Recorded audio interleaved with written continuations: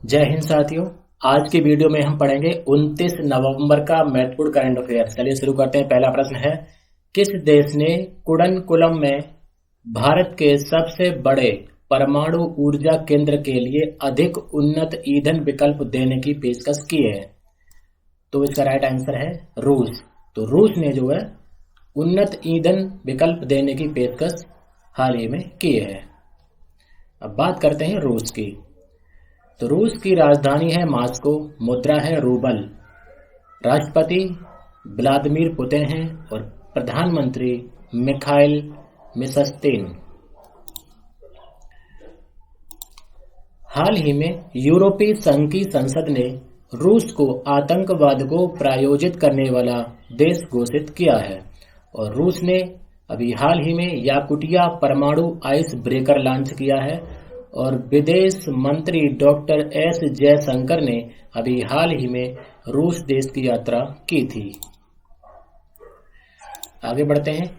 किसे पेरू के नए प्रधानमंत्री के रूप में नियुक्त किया गया है? तो पेरू के नए प्रधानमंत्री कौन बने हैं? वेटसी सावेज। बात करते हैं पेरू की। तो राजधानी है लीमा, मुद्रा नेगोशोल और प्रधानमंत्री कौन बने हैं? वेटसी सावेज। ये इनकी फोटो है, आप देख सकते हैं। और राष्ट्रपति कौन है? Pedro Castillo. अब हाल ही में और कौन सी नियुक्तियां हुई हैं उन पर नजर डाल लेते हैं ताकि आपका रिवीजन हो जाए। तो विनीत कुमार जो है सीईओ बने हैं खादी और ग्रामोद्योग आयोग के और अनवर इब्राहिम मलेशिया के नए प्रधानमंत्री बने हैं और सूर्य कुमार यादव अभी हाल ही में अर्बन गबरू के नए ब्रांड एम्बेसडर बने हैं और नेपाल के नए प्रधानमंत्री अभी हाल ही में शेर बहादुर देवा बने हैं और लेफ्टिनेंट जनरल असीम मुनीर पाकिस्तान के नए सेना प्रमुख बने हैं और एनी जॉन को केरल क्रिकेट संघ का नया लोकपाल सह नीति अधिकारी नियुक्त किया गया है और विनीत कुमार को जो है खादी और ग्रामोद्योग आयोग का सीईओ बनाया गया है, अभी आपको बताया। और सूरज भान को नेशनल पेंशन सिस्टम ट्रस्ट का अध्यक्ष नियुक्त किया गया है और अरुण गोयल नए निर्वाचन आयुक्त बने हैं।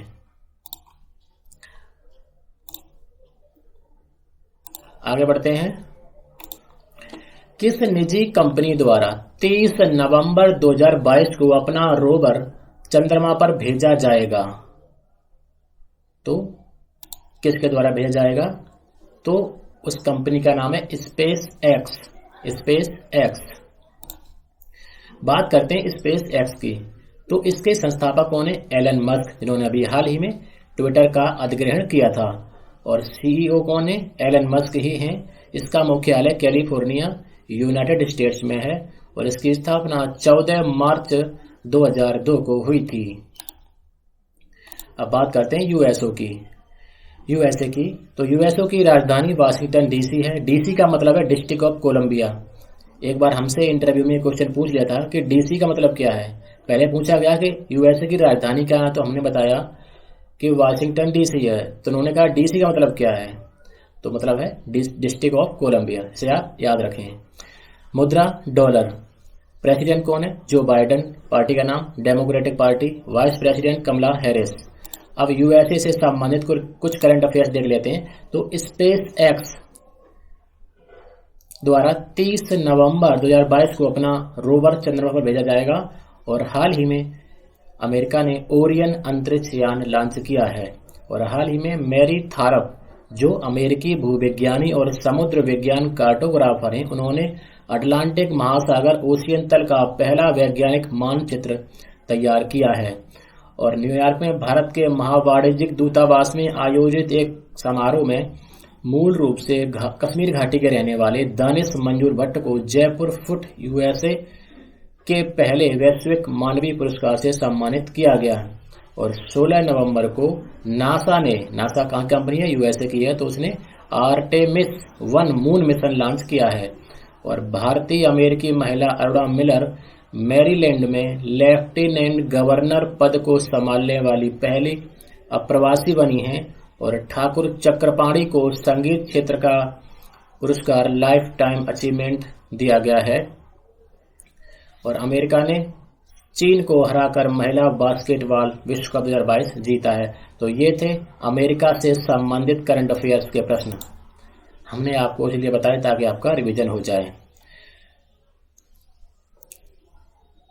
आगे बढ़ते हैं।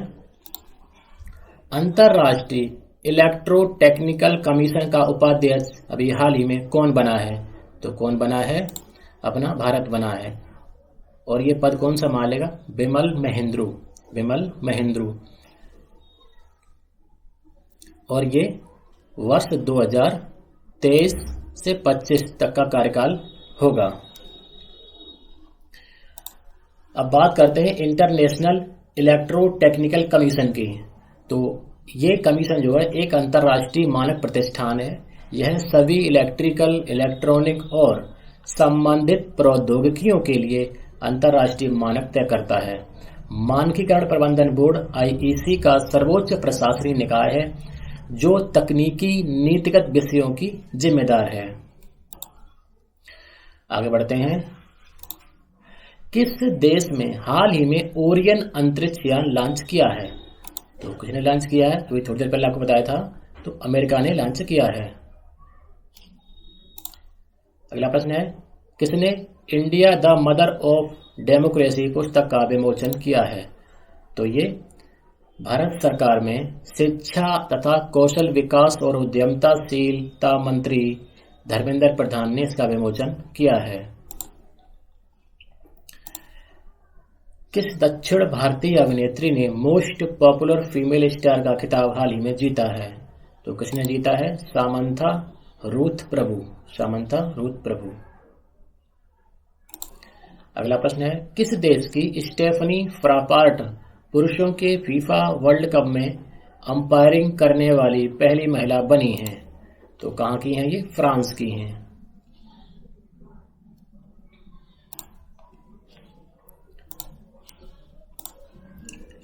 अगला प्रश्न है,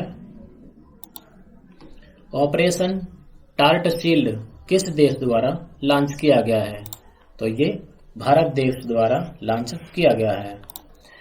हाल ही में now you breathe overcoming toxic relationships and abuse पुस्तक के लेखक कौन है? तो इस पुस्तक को लिखा है राखी कपूर ने। बेस्ट सेलिंग लेखिका राखी कपूर ने अपनी नवीनतम पुस्तक now you breathe overcoming toxic relationships and abuse का विमोचन किया है। पुस्तक रेड फ्लैग्स की पहचान करने, जहरीले रिश्तों से निपटने, उनको छोड़ने या ठीक करने के लिए एक रोड मैप प्रदान करती है।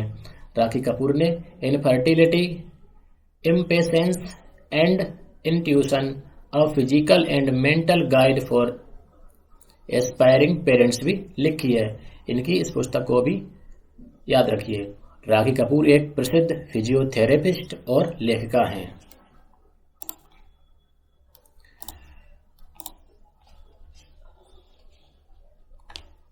अगला प्रश्न देखते हैं, राष्ट्रीय कैडेट कोर की 74वीं वर्षगांठ किस दिन को मनाई गई? तो यह भी हाल ही में 27 नवंबर 2022 को एनसीसी की 74वीं वर्षगांठ मनाई गई। राष्ट्रीय कैडेट कोर की बात करते हैं तो राष्ट्रीय कैडेट कोर भारत में दुनिया का सबसे बड़ा युवा संगठन है जिसमें 1.2 मिलियन से अधिक कैडेट हैं। यह भारतीय सेना से संबद्ध एक स्वैच्छिक संगठन है। एनसीसी शिक्षा मंत्रालय द्वारा संचालित की जाती है। एनसीसी का गठन 15 जुलाई 1948 को हुआ था। आगे बढ़ते हैं। टीवी का फेमस डांस रियलिटी शो झलक दिखला जा 10 का खिताब किसने जीता है? तो ये किसने जीता है? गुंजन सिन्हा और तेजस वर्मा। तो इसके ये दोनों ऑप्शन सही हैं। अगला प्रश्न है, अभी हाल ही में all India counselling technical education के नए अध्यक्ष के रूप में किसे नियुक्त किया गया है? तो उनका नाम है टीजी सीताराम। आईआईटी गुवाहाटी के निदेशक टीजी सीताराम को अखिल भारतीय तकनीकी शिक्षा परिषद का अध्यक्ष नियुक्त किया गया है। टीजी सीताराम जगदीश कुमार से पदभार ग्रहण करेंगे। IIT गुवाहाटी के निदेशक के रूप में शामिल होने से पहले वह भारतीय विज्ञान संस्थान बेंगलोर में सिविल इंजीनियरिंग विभाग में प्रोफेसर थे। अब हाल ही में और कौन कौन सी नियुक्तियां हुई हैं ये हम आपको अभी बता चुके हैं। चलिए फिर से रिवीजन कर लेते हैं। तो विनीत कुमार CEO बने हैं खादी और ग्रामोद्योग आयोग के। अनवर इब्राहिम मलेशिया के प्रधानमंत्री बने हैं। सूर्य कुमार यादव अर्बन गबरू के ब्रांड एम्बेसडर बने हैं। शेर बहादुर देवा नेपाल के प्रधानमंत्री बने हैं। लेफ्टिनेंट जनरल असीम मुनीर पाकिस्तान के नए सेना प्रमुख बने हैं। और एनी जॉन जो है वो केरल क्रिकेट संघ के लोकपाल सह नीति अधिकारी बने हैं। और सूरज भान NPS ट्रस्ट के अध्यक्ष बने हैं। और अरुण गोयल नए निर्वाचन आयुक्त बने हैं। आगे बढ़ते हैं। हाल ही में लाल ग्रह दिवस रेड प्लेनेट डे कब मनाया गया? तो कब मनाया गया? 28 नवंबर को मनाया गया। रेड प्लेनेट डे हर साल 28 नवंबर को मनाया जाता है। इस दिवस को सौर मंडल में लाल रंग के मंगल ग्रह की पहचान के लिए मनाया जाता है।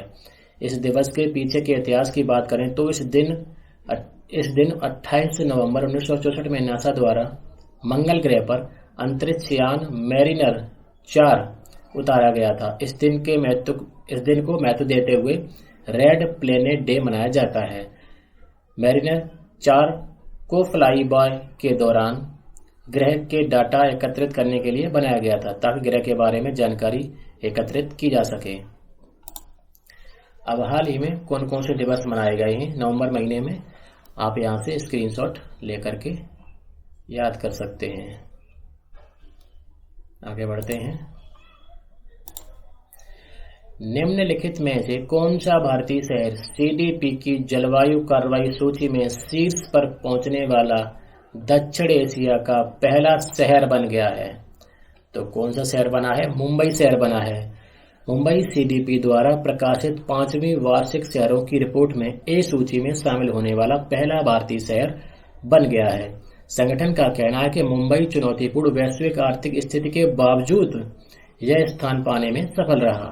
CDP द्वारा 2022 में दुनिया भर के कुल 122 शहरों को पर्यावरणीय कार्रवाई और पारदर्शिता में अग्रणी के रूप में नामित किया गया है।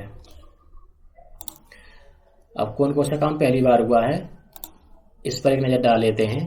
तो क्रिस्टियानो रोनाल्डो 5 अलग अलग विश्व कप में गोल करने वाले फुटबॉल इतिहास के पहले खिलाड़ी बने हैं।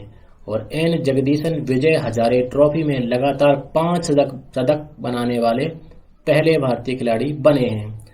और अरतापट्टी गांव को तमिलनाडु का पहला जैव विविधता विरासत स्थल घोषित किया गया है। और देश की पहली street circuit car racing Hyderabad में शुरू हुई है।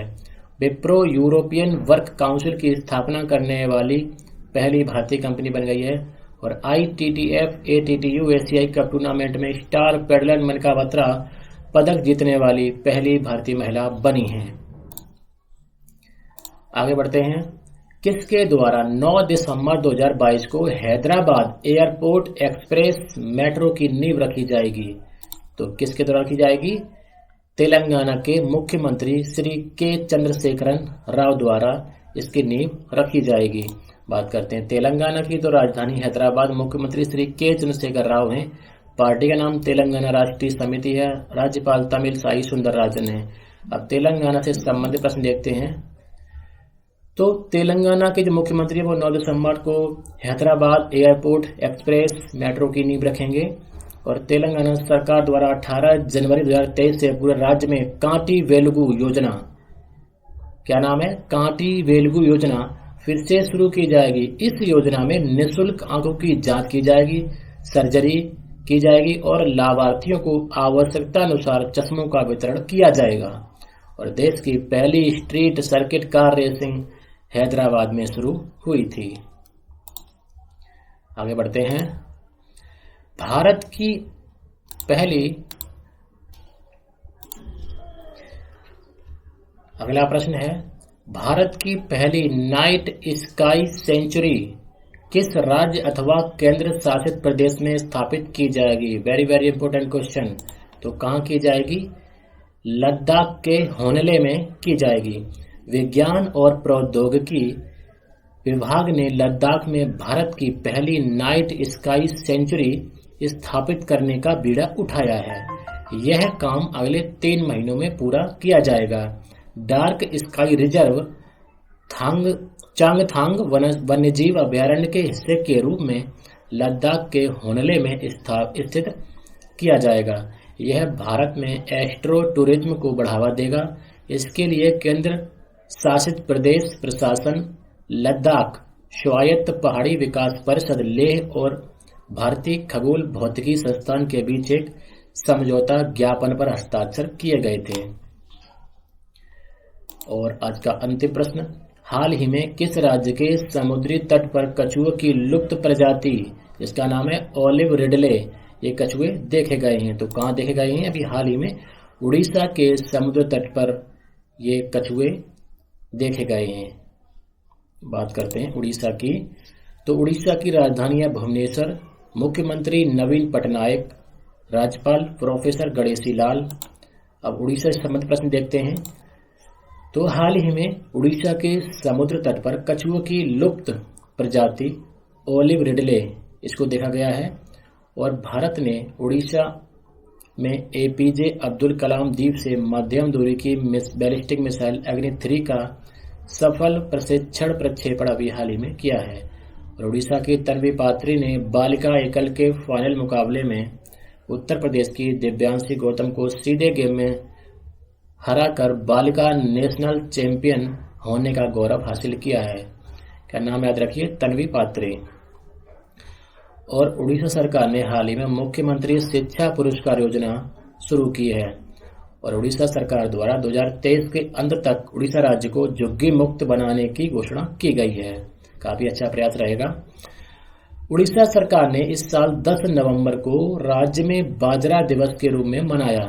इस दिवस को मनाने का प्राथमिक उद्देश्य बाजरा को अत्यधिक पोषक और पर्यावरण के अनुकूल खाद्य उत्पाद के रूप में बढ़ावा देना है।